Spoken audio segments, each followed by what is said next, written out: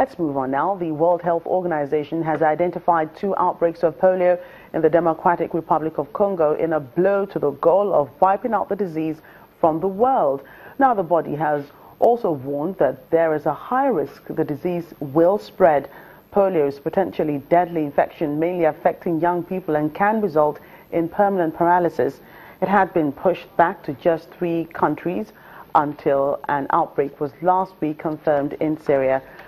These are the first cases in DR Congo since 2012.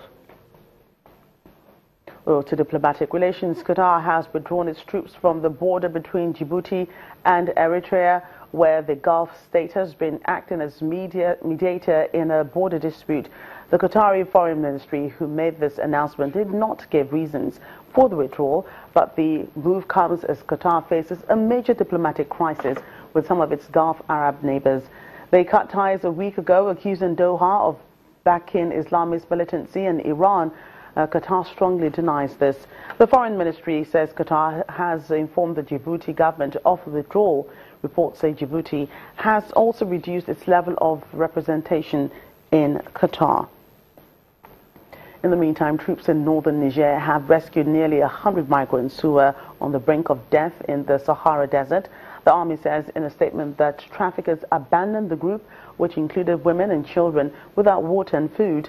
1 child is reported to have died, but there's no confirmation of this. The route from Niger to Libya is one of the main ways migrants reach North Africa before crossing the Mediterranean Sea to get to Europe. However, the journey through the desert is perilous, as the migrants are crammed into pickup trucks and have little food or water. The rescued migrants are being looked after by the International Organization for Migration in the garrison town of Dikou in northern Niger. In East Africa, 2 children have been pulled out alive from the wreckage of a 7-story building in a residential area of Nairobi nearly 24 hours after the building collapsed. The Kenya Red Cross says the 2 children were rescued from the rubble minutes apart and have been rushed to hospital.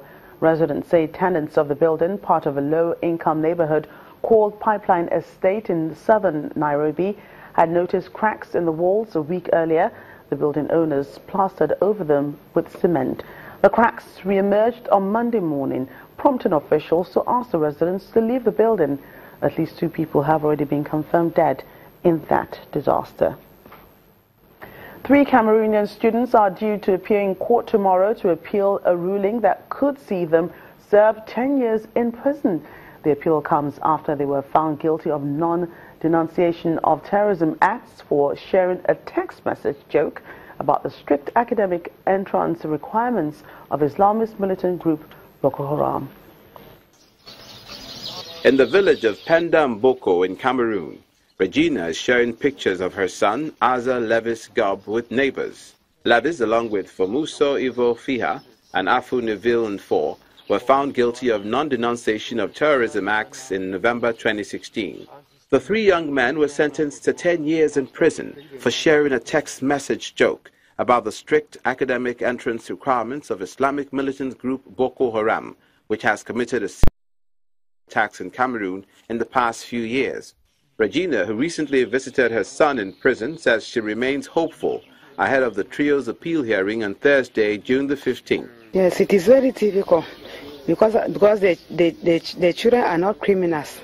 And when they went to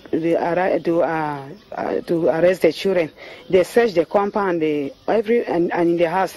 They did not find anything like a weapon. And the children did not kill any person, just jokes that the children were making jokes.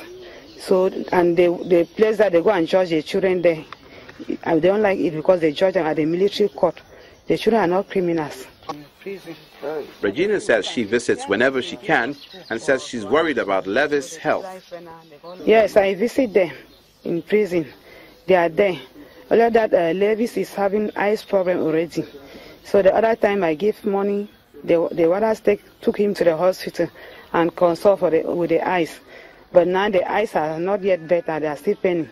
So I'm still struggling that if I have more money, I will still spend it, they take him again back to the hospital. Rights groups have criticized increasing repression under the 35-year-old rule of President Paul Biya.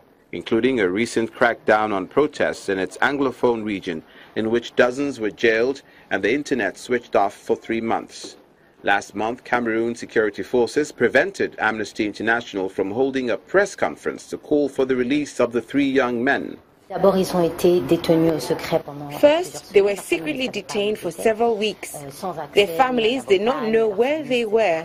They had no access to a lawyer or their families. Then they were detained at the Yaoundé prison, and the legal proceedings lasted for 2 years. 2 years, during which time they had several different hearings. They are Anglophones. There should have been an interpreter present to allow a fair trial, since they do not speak French. 10 or 12 times, the trial had to be postponed because there was no interpreter. And eventually, the young men decided to be tried in French, a language they do not understand, because they were tired of these constant delays. This contributes to the irregularities. Political tension in Cameroon has simmered in the last 7 months against President Biya's long rule. Violent unrest, including strikes, has raised pressure on Biya at home and internationally ahead of the next presidential election in 2018. Still in Cameroon, the Catholic Bishops' Conference in that country says Bishop Jean-Marie Benoit Bala, whose body was found in a river at the beginning of the month, did not commit suicide but was brutally murdered. At the time, a suicide note, which said in French, "I am in the water," was found in his car. But investigators are trying to determine if the bishop wrote it and under what circumstances. Citing the deaths of other clergy, the bishops say that this is one more murder and one too many. There's no official comment on the cause of the bishop's death.